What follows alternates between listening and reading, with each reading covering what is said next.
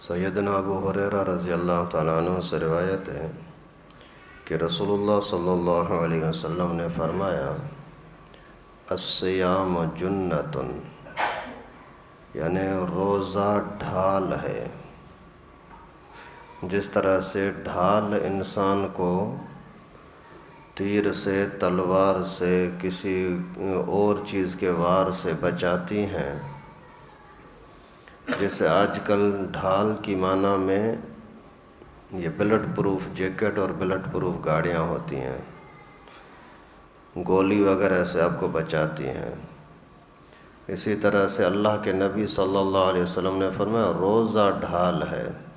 تو روزہ ڈھال کا مطلب یہ ہے کہ جہنم سے بچاؤ کا ذریعہ ہے۔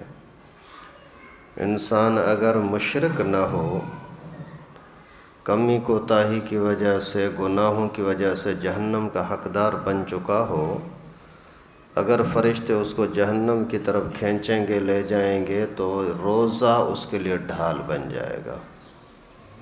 جتنا ادب کے ساتھ روزہ رکھیں گے اور جتنا روزے کے مستحبات سنتوں کا خیال رکھیں گے، اتنا ہی روزہ طاقتور بنے گا۔ اگر روزہ صرف بھوک پیاس کو بھوکا رہنے کے لیے، پیاسا رہنے کے لیے روزہ رکھا ہے تو اس کا کوئی فائدہ نہیں ہے۔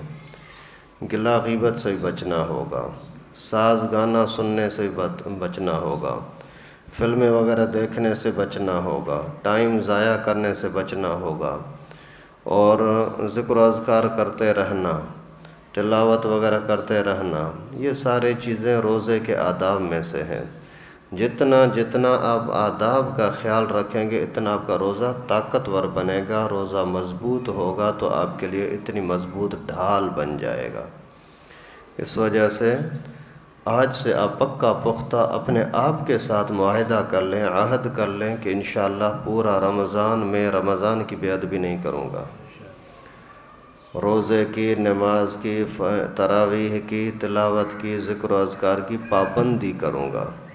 آپ اپنے ساتھ معاہدہ کریں اور اللہ تعالیٰ سے دعا کریں، اللہ رب العالمین ضرور آسانی کریں گے۔ اگر کوئی بندہ بیمار ہے یا اس کی روزہ رکھنے کی عادت نہیں ہے، اس کو بھی آپ ترغیب دو کہ آج کا دن کم از کم آج کی پہلی تراویح پڑھ لے، کل کا پہلا روزہ رکھ لے، انشاءاللہ آگے پھر بڑھنا آسان ہو جائے گا۔ پہلے دن اگر لوگ سستی کرتے ہیں نا، پھر ان کو آگے توفیق بھی نہیں ملتی۔ سب چیزوں کی بنیاد تو پہلا مرحلہ ہوتا ہے نا۔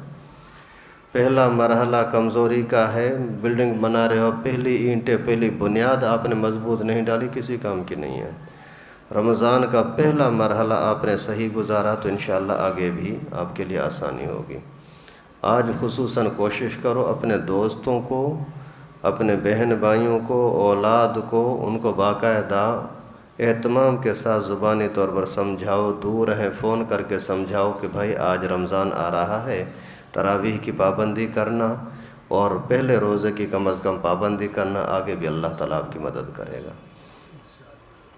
اور روزے کے اندر نیت جو ہوتی ہے، یہ صرف دل کا ارادہ ہوتا ہے، یہی نیت ہے۔ آپ اس ارادے کے ساتھ اٹھے کہ میں روزہ رکھ رہا ہوں، اور کچھ کھایا پیا، کچھ بھی کھایا پیا، صرف آپ کے دل میں تھا کہ میں روزہ رکھوں گا، آپ کا روزہ ہو گیا۔ زبان کے ساتھ اگر سندھی میں، اردو، بلوچی، پٹھان، پشتو میں بولتے ہو کہ میرا روزہ ہے تو بھی ہو جائے گا، نہیں بولتے تو بھی ہو جائے گا۔ اگر عربی میں وَبِصَوْمِ غَدٍ نَوَيْتُ مِنْ شَهْرِ رمضان پڑھا تو بھی ٹھیک ہے، نہیں پڑھا تو بھی ٹھیک ہے، دل کا ارادہ ہونا کافی ہے۔ رات کو مغرب کے بعد سے ارادہ کر لو کہ کل کا روزہ رکھوں گا تو بھی ٹھیک ہے، صبح کے ٹائم پر رکھا تو بھی ٹھیک ہے۔ صبح کو اگر سوئے رہے اور 8، 9، 10، 11 بجے آپ کی آنکھ کھلی، اسی ٹائم پر تک ابھی تک کچھ کھایا نہیں تھا، ارادہ ہے یہی تھا اور ہے کہ روزہ ہے، تو بس روزہ ہے۔ باقی مسائل انشاءاللہ آگے آپ کو بتاؤں گا، لیکن ان چیزوں کا آپ اہتمام کریں کہ رمضان کی قدر کرنے کی خود اپنے ساتھ معاہدہ بھی کریں اور اللہ تعالیٰ سے دعائیں بھی کریں۔ اللہ تعالیٰ سے دعا ہے کہ ہم سب کو رمضان کی برکت نصیب فرمائے۔